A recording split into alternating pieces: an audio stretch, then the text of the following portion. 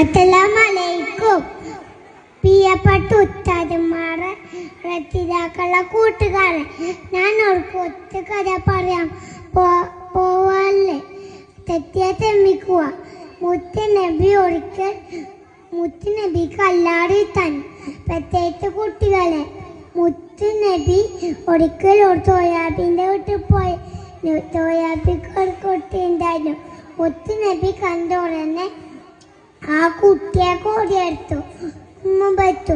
അപ്പോൾ സോയാബി അബ്ദോത്തോടെ ചോദിച്ചു, നബിയെ അങ്ങ് എന്ന മകൻ ഉമ്മ എത്തോ? ഞാൻ ഇന്നൊരു എന്ന മകൻ ഉമ്മ എത്തിയിട്ടില്ല.